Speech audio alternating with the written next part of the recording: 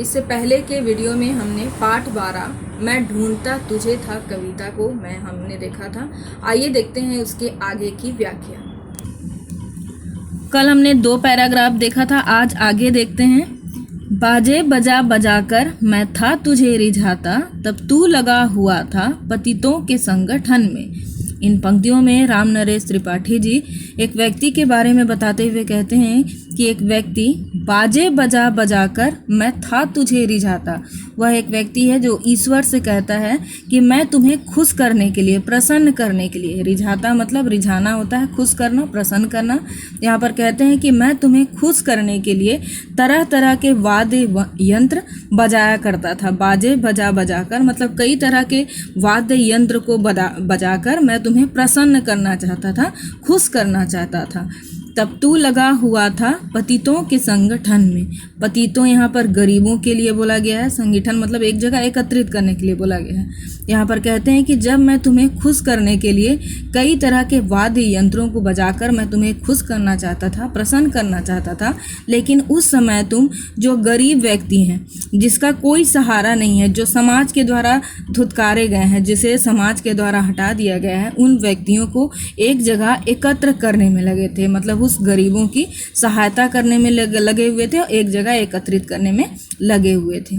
मैं था विरक्त जग से उसकी अनित्यता पर, बेबस उत्थान भर रहा था तब तू किसी पतन में। यहाँ पर देखिए, मैं था विरक्त जग से उसकी अनित्यता पर, मतलब यहाँ बोल रहे हैं कि जो व्यक्ति हैं जो सदा एक साथ, मतलब अनित्यता का अर्थ होता है जो सदा ना रहे, मतलब इस इंसान के लिए बोला गया है, क्योंकि इंसान की मृत्यु तो निश्चित ही है, एक ना एक दिन उसे इस संसार से जाना है। तो यहाँ पर कवि बताते हुए कहते हैं कि व्यक्ति कहता है कि जो व्यक्ति हमेशा एक जगह नहीं रह सकते, जो सदा के लिए जग में नहीं रह सकते, न उसके साथ जग में, जो व्यक्ति एक साथ हमेशा नहीं रह, एक साथ इस जग में हमेशा के लिए नहीं रह सकते, उनके साथ मैं जग में तरह तरह के राग और सुर ताल मिलाने के लिए तैयार था। उनके साथ अलग अलग सुर और ताल गा रहा था, सुर और ताल लगा रहा था। उत्थान भर रहा था तब तू किसी पतन में। यहाँ पर बोलते हैं उत्थान मतलब उठाना होता है, किसी मतलब बेबस को सहारा देना होता है। तो यहाँ बोलते हैं कि जब मैं लोगों के साथ जो हमेशा एक जगह नहीं रह सकते, मतलब जिसकी मृत्यु निश्चित है, मैं उनके साथ अलग अलग तरह के राग और ताल मिलाया जा रहा था। और उस वक्त आप जो व्यक्ति गिर चुके हैं, मतलब जो व्यक्ति को समाज से अलग कर दिया गया है, जिसका कोई सहारा नहीं है, जिन गरीब व्यक्तियों का कोई सहारा देने वाला नहीं है, तुम उन व्यक्तियों को उठाने में लगे हुए थे, मतलब उसकी सहायता करने में लगे हुए थे। बेबस गिरे हुए के तू बीच में खड़ा था, मैं स्वर्ग देखता था झुकता कहाँ चरण में। यहाँ पर कवि कहते हैं, इन पंक्तियों में राम नरेश त्रिपाठी जी बताते हुए कहते हैं, ईश्वर और व्यक्ति के बीच बातचीत में वह बताते हुए कहते हैं कि बेबस गिरे हुए के तू बीच में खड़ा था। बेबस जो व्यक्ति लाचार हैं, जो कुछ नहीं कर सकते हैं, वह वैसे व्यक्तियों के बीच में तुम हमेशा उसकी मदद करने के लिए खड़े थे। मैं स्वर्ग देखता था झुकता कहाँ चरण में।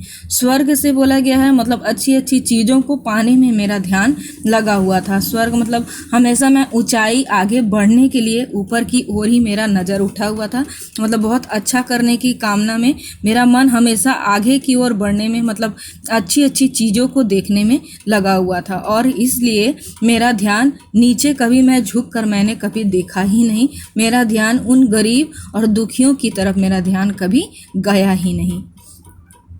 तूने दिए अनेक अवसर न मिल सका मैं, तू कर्म में मगन था मैं व्यस्त था कथन में।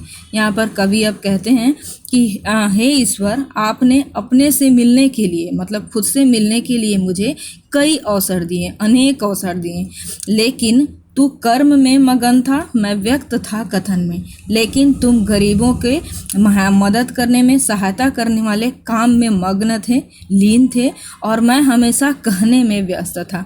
मतलब मैं केवल कहता जा रहा था, लेकिन आप दूसरों की, दीन दुखियों की सेवा करने में निरंतर लगे हुए थे। तो मैं कहने में व्यस्त था और अपने कार्य को करने में आप मगन थे, और इस वजह से कई अवसर मिलने के बाद भी मैं आपसे नहीं मिल सका। आगे देखिए,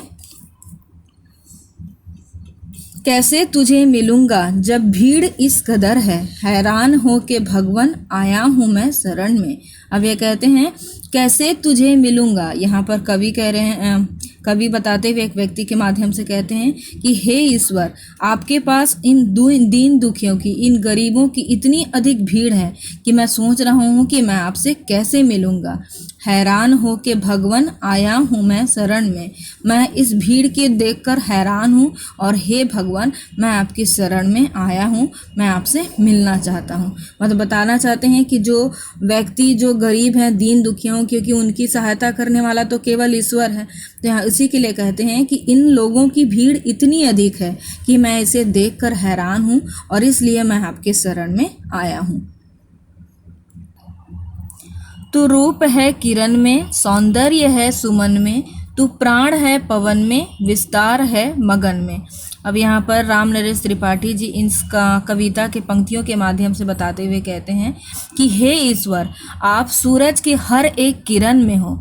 आप सुमन यहाँ फूल के लिए बोला गया है, तो यहाँ पर बताते हैं कि फूल के सुंदरता में भी आप हो। तू प्राण है पवन में, और जो पवन है, जो हवा है, जो हमें जीवन देने वाली हवा देती है, जो प्राण वायु हवा देती है, आप उसमें भी हो।